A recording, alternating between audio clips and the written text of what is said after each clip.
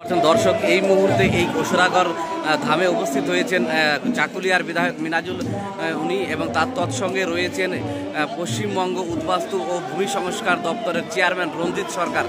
আমরা এই মুহূর্তে উপস্থিত, নর্থ বেঙ্গল টিভি এই মুহূর্তে উপস্থিত হয়েছে উত্তর দিনাজপুর জেলার এই চাকুলিয়া থানার অন্তর্গত এই অসুরাগড় এলাকায়, যেখানে শ্রী হরিচাঁদ ঠাকুরের জন্মদিন উপলক্ষে প্রতি বছরে এই যে একটি মতুয়াদের সম্মেলন, সেই মতুয়া সম্মেলন অনুষ্ঠিত হয়।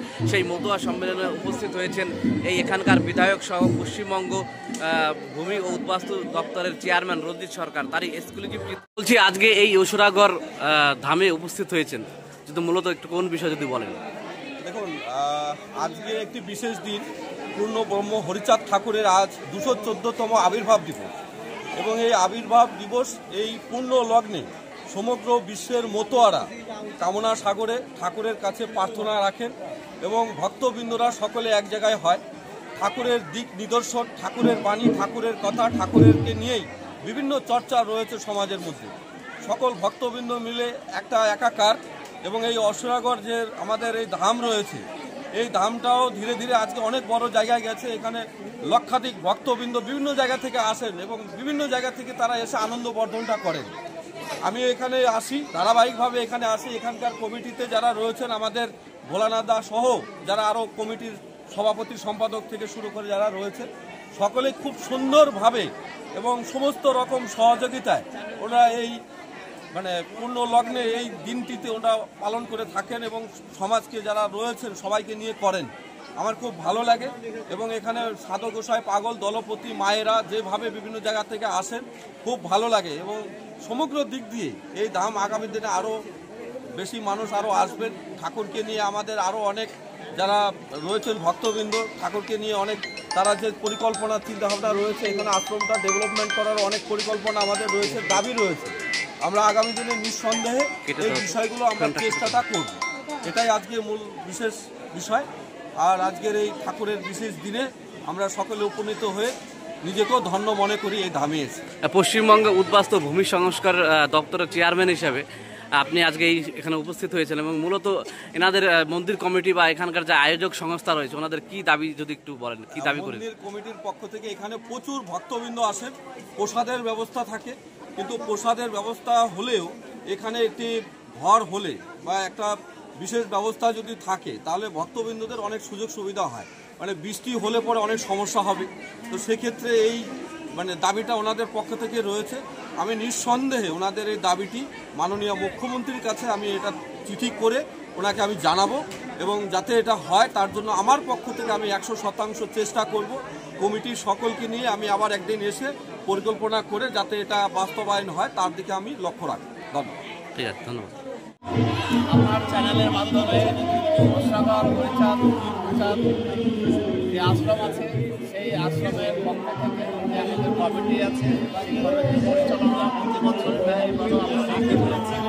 এখানে অসংখ্য বক্তব্য যারা আছে তারা আসেন এবং আমরা প্রতি বছর চাই যাতে আমাদের অনুষ্ঠানটা সুষ্ঠুভাবে হয়। প্রতি বছরেই আমাদের উপরে আমাদের লোকের সমাগম হয় এবং আমাদের অনেক কিছু ফেস করতে হয়, যাতে কোনো সময় বর্ষা যদি চলে আসে যাতে আমাদের খুব অসুবিধা হয়। এখানে আমাদের সম্মানীয় জেলার সভাপতি এবং আমাদের চেয়ারম্যান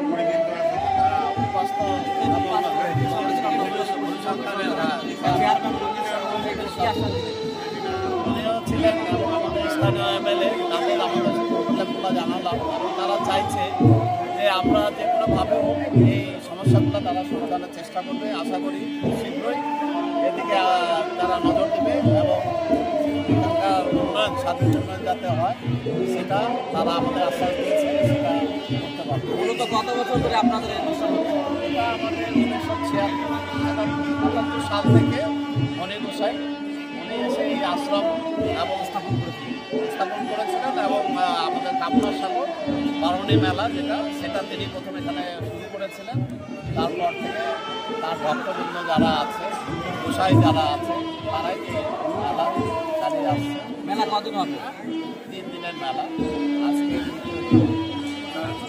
আগামী আগামীকাল আর আরেকদিন হয়তো 12 এখানে একটা স্বাস্থ্য মেডিকেল টিমের ভীষণভাবে দরকার, সেভাবে কিন্তু আমরা স্বাস্থ্য মেডিকেল টিমটা দেখছি না। এই বিষয়ে যদি কোনো আপনারা ব্যবস্থা নেন। ব্যাপার হলো কি, যে স্বাস্থ্য ব্যাপারটা ঠিকই বলেছেন, আমরা হেলথ সেন্টার থেকে কিছু অসুবিধা নেই এবং যারা আছে এখানে স্থানীয় তারা সেগুলো দিয়ে যথাসাধ্য করে থাকে। আশা করবো পূর্বে যাতে মেডিকেল টিম বসে তার জন্য বিএমএসকে বা সিএমএসকে বলে যাতে করতে পারি সে ব্যবস্থা আমরা করব। বিধায়ক এলাকায় আজকে এই মতুয়াদের সম্মেলন শ্রী হরিচাঁদ ঠাকুরের জন্মদিন উপলক্ষে আজকে উপস্থিত হয়েছেন, আপনি কি বলবেন স্যার?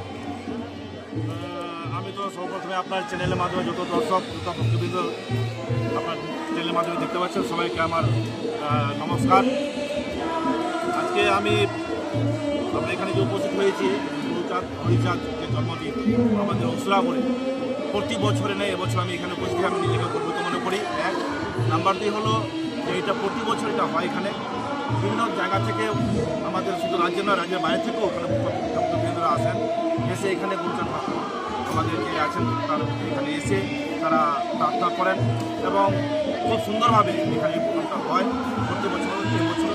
এবং আমি এটাই আশা করব প্রতিটি ভক্তবৃন্দ এটা এখানে আশা নিয়ে আসেন, মানে তার মনোকামনা পূরণ হোক। বলছি স্যার, গোটা উত্তরবঙ্গের নমশূদ্র মানুষ এই সম্মেলনে উপস্থিত হয়, দেখা যাচ্ছে জায়গার ক্ষেত্রে কিংবা স্থানীয় কোনো ঘরের এই কমিটির সমস্যা রয়েছে, সেই বিষয়ে যদি কোনো একটু আলোকপাত করেন বা আশাবাদী দেন এই কমিটিকে। শুনুন, এখানে তো সত্যিকারই একটা এখানে শেডের দরকার আছে। গতবারে আমি এসেছিলাম, এবার তো বৃষ্টি হয়নি, এবার বৃষ্টিও হয়েছিল, অনেক কষ্ট করে লোকগুলো ছিল। আমি চেষ্টা করব যে এখানে যেন শেডটা করা যায়। আমার সিনিয়র রয়েছেন আমার পাশে, আমাদের দাদা রয়েছেন, আমি কথা বললাম, তো আমরা একদিন এসে এখানে বসবো, কমিটির সাথে বসে আলোচনা করে আমি দেখি চেষ্টা করবো এটা শেডটা যেন করে দিতে পারি। আমি লাইটটা ছিল, লাইটের অভাব ছিল, লাইটটা আমি করে দিয়েছি। আগামী 6 তারিখ রামনবমী রয়েছে, যেহেতু আপনার বিধানসভা এলাকায় প্রচুর এই রামনবমীর শোভাযাত্রা বেরোবে, একজন প্রশাসনিক কর্তা হিসেবে কতটা স্যার আশাবাদী? আমি তো বলবো সবাইকে যে শান্তি শৃঙ্খলা বজায় রেখে আমাদের রাজ্যের মুখ্যমন্ত্রী বলেছেন ধর্ম যার যার উৎসব সবার, উৎসবে সবাই আমরা সামিল হব এবং শান্তিপূর্ণভাবে প্রতিটি উৎসব আমরা পালন করবো, এই আমার আশা।